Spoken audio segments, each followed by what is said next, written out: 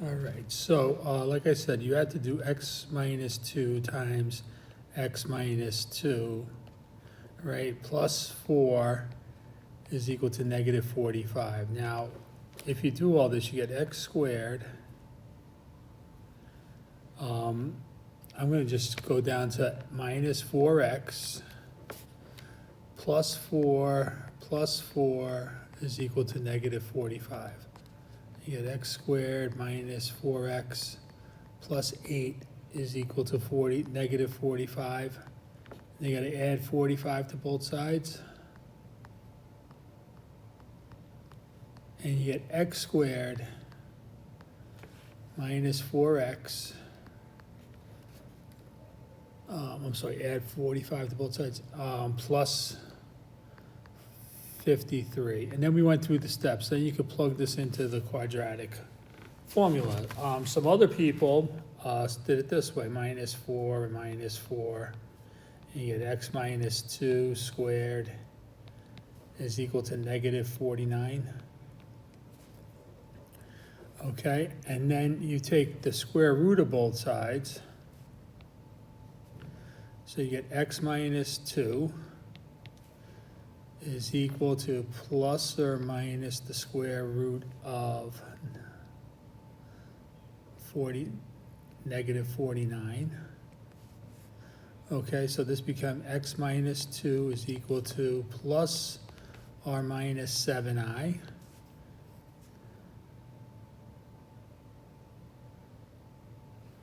And then you add 2 to both sides.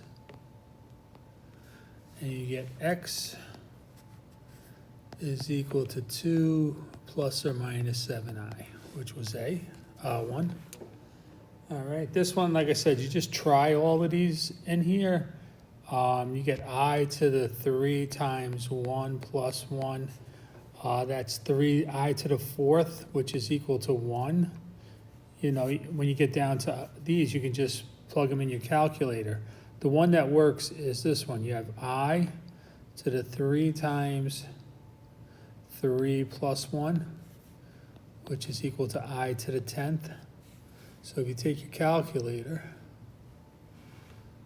and you do I to the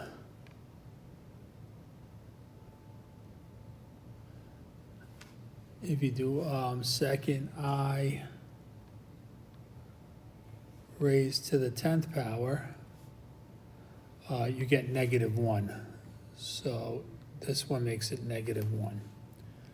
All right, again, this one you could just plug it into your calculator too. This is 3 times 4 minus I minus 4 times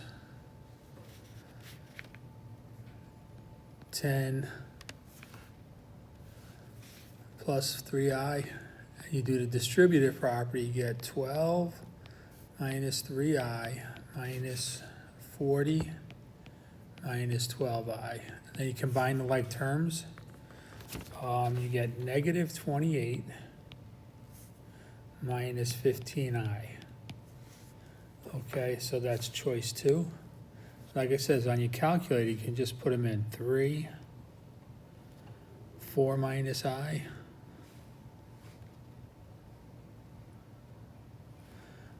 minus 4 times 10 plus 3i.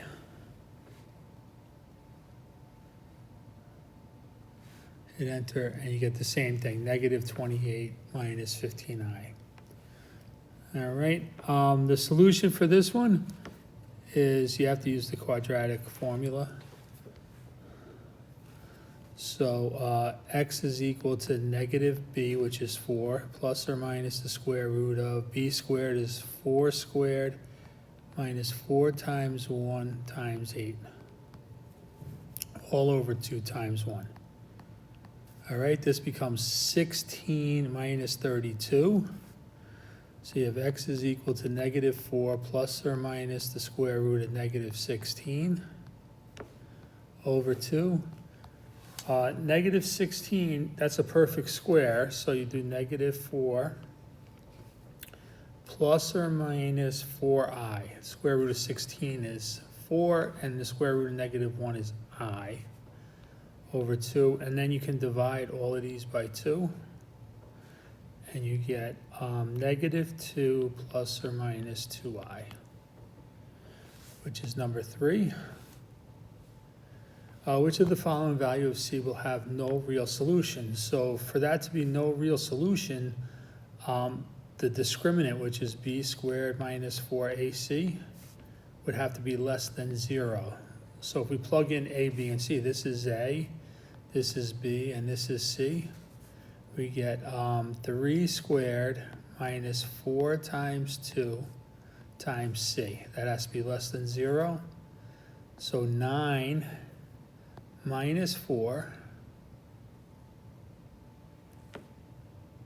9 minus 8c is less than 0. I'm going to subtract 9 from both sides. We get negative 8c is less than negative 9. If we divide by negative 8, divide by negative 8, we got to flip the sign. C has to be greater than a negative divided by a negative is a positive, right? So that's 1 and 1/8. So it's bigger than 1. So it can't be that. Negative 1 is not bigger. And it can't be equal to 9/8 because that'll make it 0. It has to be greater than. So the number that's greater than is 11/8. All right. Graphs of functions that have imaginary zeros do not touch the x-axis. They don't cross it. They don't touch it. So this is 4. This one we could isolate the x squared.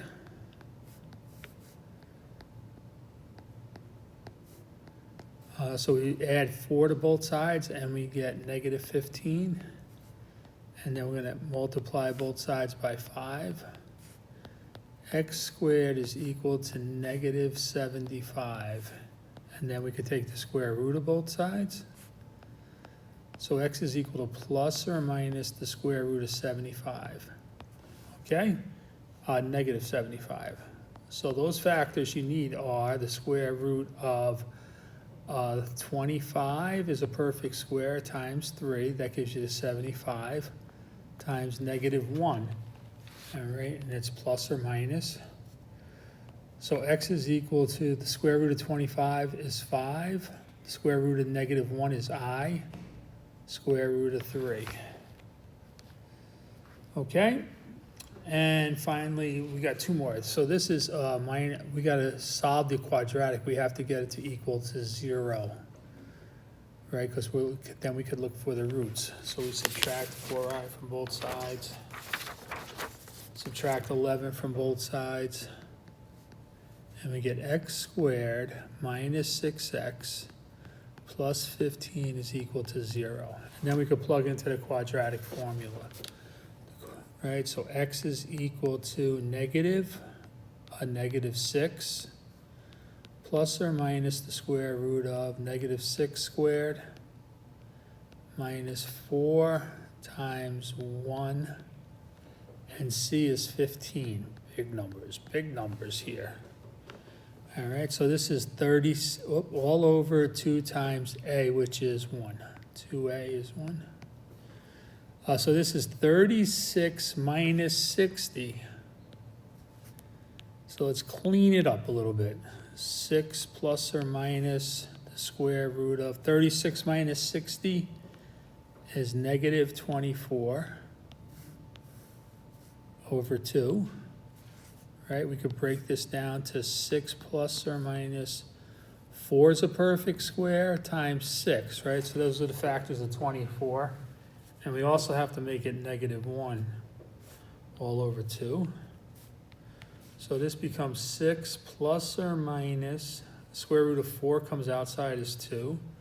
The square root of negative 1 is I, that comes outside. Square root of 6 over 2, and these 3 are divisible by 2, so it becomes 3 plus or minus I square root of 6. Those are the 2 roots.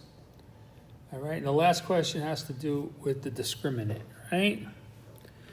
So the first one is if c is equal to 3, so you have 4x squared plus 7x plus 3 is equal to 0. Now, the discriminant is just what's under the square root sign, the quadratic formula. So this is b squared minus 4ac. Okay, and this, for it to have zeros are rational or irrational. So let's check and see. If they're a perfect square, it's rational. If it's not a perfect square, then they're irrational. All right, so we have, this is A, this is B, and this is C. So the discriminant is equal to 7 squared minus 4 times 4 times 3. Right, and all this is equal to 49 minus 48, which is 1. Now, 1 is a perfect square, so we could say the roots are rational.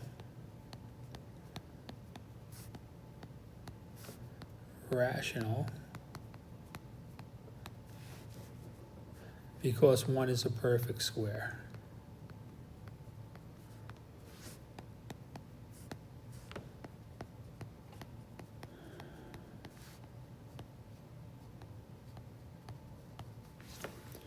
All right, and then finally they want to know, would have no y-intercept. So that means that the discriminant has to be negative, right?